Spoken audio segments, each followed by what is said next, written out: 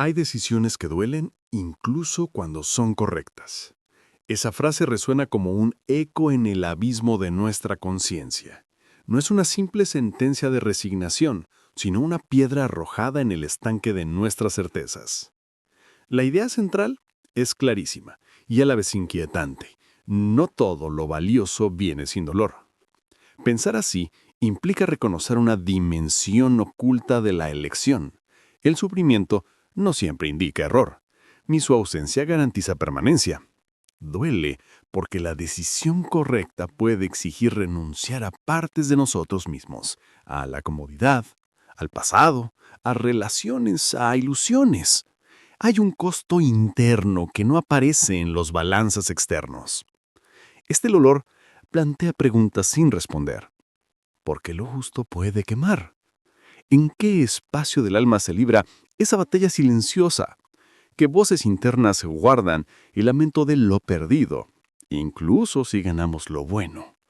Desde un plano psicológico, se abre la sombra de la culpa, el duelo, la ambivalencia. Ambas opciones tienen su carga. En un plano filosófico, se cuestiona la noción de lo correcto. ¿Lo correcto para quién? ¿En qué horizonte ético? Y lo práctico se enfrenta a la pregunta de cómo vivir con la consecuencia. ¿Cómo sostener la decisión sin quebrarse?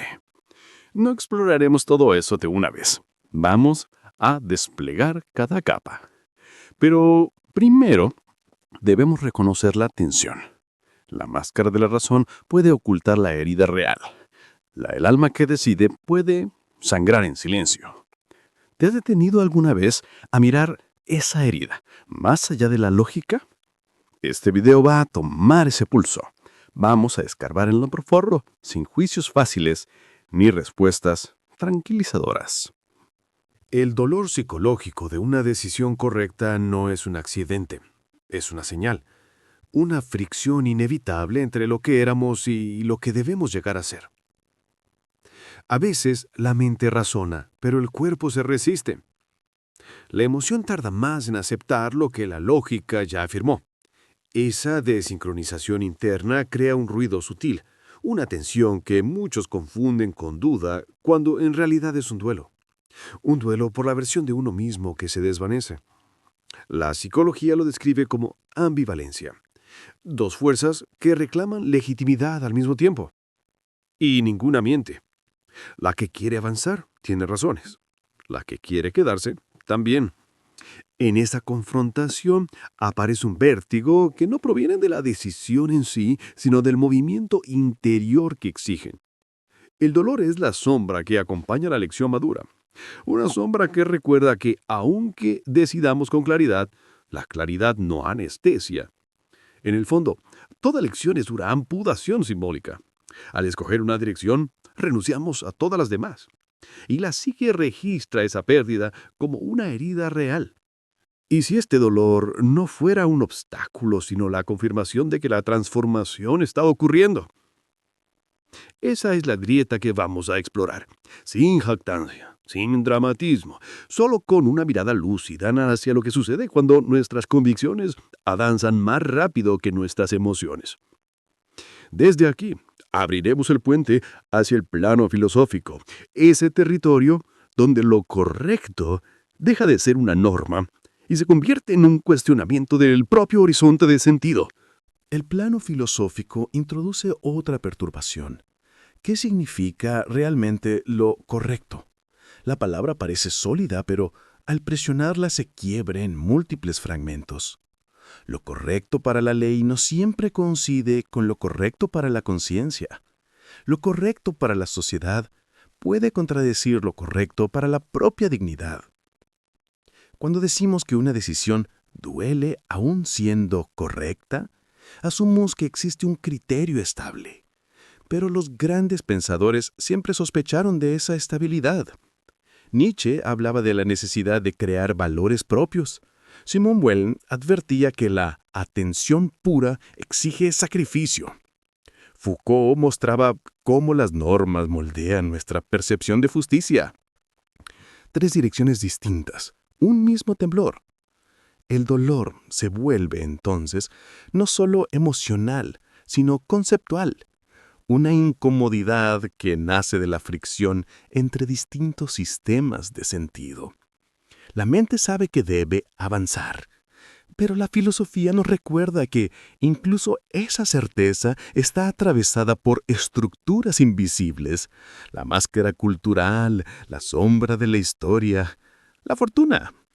Ese azar que condiciona nuestras evaluaciones sin pedir permiso. En este plano, la pregunta ya no solo es ¿por qué duele?, sino ¿quién decidió que esto es lo correcto? Y la respuesta, si es honesta, nunca es simple. Pero no busquemos aún resolver ese dilema. La página filosófica solo abre el marco.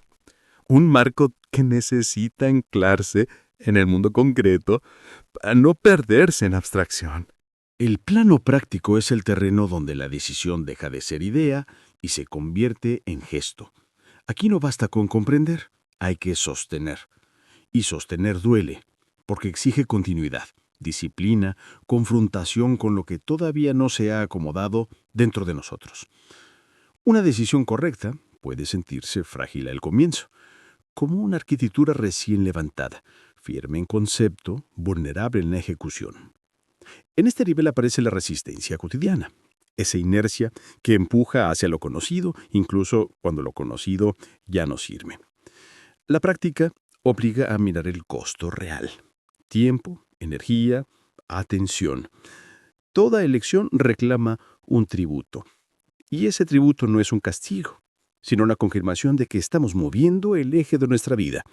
Si no hubiera fricción, no habría transformación. Pero la clave táctica no es blindarse ni anestesiar la incomodidad, es aprender a avanzar con ella, como quien camina con una piedra en la mano, no para soltarla de inmediato, sino para entender su peso. La incomodidad se vuelve brújula, no obstáculo. En este plano también surge la tentación del retroceso.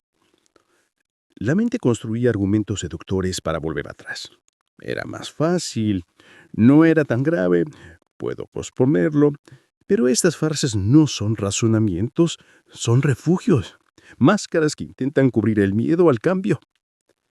La práctica, entonces, es el entrenamiento de la constancia interior, mantener la dirección incluso cuando la emoción fluctúa y la filosofía complica el horizonte. Una decisión correcta solo se consolida cuando se vive, no cuando se piensa. Y es de esta vivencia, a veces áspera, a veces silenciosa, que avanzaremos hacia un territorio más profundo. El sentido, lo que queda después del dolor y de la acción. El sentido aparece cuando el polvo de la decisión comienza a sentarse. No antes, no durante, después. Es un fenómeno lento, casi subterráneo. Mientras la emoción se ajusta y la razón intenta ordenar el panorama, el significado trabaja en silencio. Reconfigura prioridades, redefine lo que valoramos, dibuja un nuevo contorno de quiénes somos. Este proceso no es inmediato porque el sentido no obedece a la lógica del instante. Requiere distancia, requiere tiempo. Requiere aceptar que, aunque la decisión haya sido correcta, nuestro interior necesita reorganizarse para vivir dentro de ella. Esa reorganización es una forma de metamorfosis, una transformación sin espectáculo, sin épica, sin relato heroico, solo una reorientación gradual del propio eje. Como si las piezas del pensamiento, la emoción y la identidad volvieran a caer, pero ahora con otro orden. Aquí surge una pregunta inevitable. ¿Qué queda de nosotros después de una decisión que duele? No se trata de pérdida, sino de actualización. La parte que se desprende no siempre es una mutilación, a veces es una capa que debía caer, pero reconocerlo no elimina dolor inicial. Primero se suelta, luego se entiende. El sentido es el espacio donde la vida encuentra forma, donde lo que antes dolía sin hambre se convierte en aprendizaje silencioso, donde la incomodidad inicial se transforma en dirección. Aún así, este reacomodo trae un riesgo: confundir el nuevo significado con una certeza definitiva. Nada lo es. El sentido se mueve, cambia, se expande, y por eso debemos examinarlo con cuidado, no como un dogma, sino como una brújula que se actualiza con cada paso. La transición interna comienza cuando el sentido, recién formado, todavía frágil, empieza a dialogar con nuestra identidad. No es un proceso limpio, es una negociación continua entre lo que éramos, lo que decidimos y lo que aspiramos a ser. En este punto, el dolor inicial ya no es una punzada aguda, es una resonancia, un eco que recuerda que todo cambio auténtico deja marcas. Y esas marcas no son fallas, son los contornos de una conciencia que se expande. Pero aquí aparece una paradoja sutil. A medida que entendemos más, también cargamos más. La claridad ilumina, pero también revela rincones que antes permanecían en sombra. La decisión correcta, esa que dolió, abre ahora nuevas preguntas, nuevas exigencias, nuevas responsabilidades. Nada queda quieto.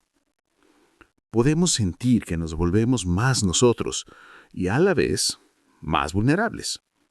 Porque comprender implica exponerse a un nivel más hondo de honestidad.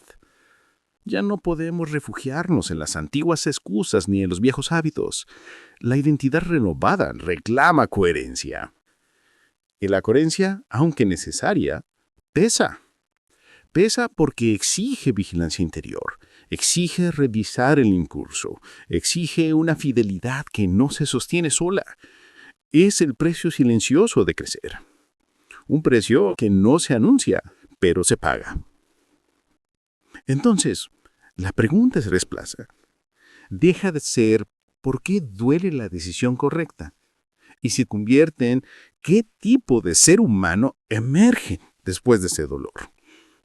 Es una pregunta que nos sitúa frente al futuro, no frente al pasado. Cuando todo se asienta, lo que queda no es la decisión en sí, sino la forma en que nos ha reconfigurado. El dolor inicial se vuelve memoria estructural, no un recuerdo hiriente, sino una huella que sostiene, como una línea fina en la piedra que señala que hubo presión, que hubo cambio, que hubo intención. La decisión correcta, esa que dolió, revela su verdadero impacto cuando ya no necesitamos justificarla, cuando deja de ser un argumento y se convierte en parte de nuestra postura ante el mundo. Ahí entendemos que el dolor fue el umbral, no la habitación final. Pero este cierre no es una coronación, es una apertura silenciosa. Cada decisión que dolió y aún así se sostuvo nos devuelve una mirada más nítida sobre nuestros límites, nuestras contradicciones, nuestras fortalezas. Nos recuerda que elegir es tan bien aprender a cargar con lo elegido. Y sin embargo, permanece un filo incómodo. Saber que lo correcto puede doler no nos protege de las decisiones futuras, no nos hace inmunes. Solo nos hace más conscientes de la complejidad de existir, más capaces de tolerar la disonancia, más atentos a la sombra, a la máscara, a la fortuna. El verdadero cierre no es entender, sino aceptar. Aceptar que la madurez no consiste en evitar el dolor, sino en distinguir cuándo ese dolor es señal de pérdida y cuándo es señal de dirección. Ese discernimiento no se enseña, se atraviesa. Y así, la frase con la que iniciamos deja de ser un aviso y se convierte en un espejo. Hay decisiones que duelen, incluso cuando son correctas, no para asustar, sino para acompañar, no para dictar, sino para iluminar la tensión que nos hace avanzar. Con esto, el recorrido se completa. Un círculo que no se cierra del todo, porque su propósito es otro: dejar una pregunta encendida dentro de quien escucha. Una pregunta que no exige respuesta inmediata, pero sí presencia. Has llegado al final. Y como ocurre con toda decisión profunda, el final es también un comienzo.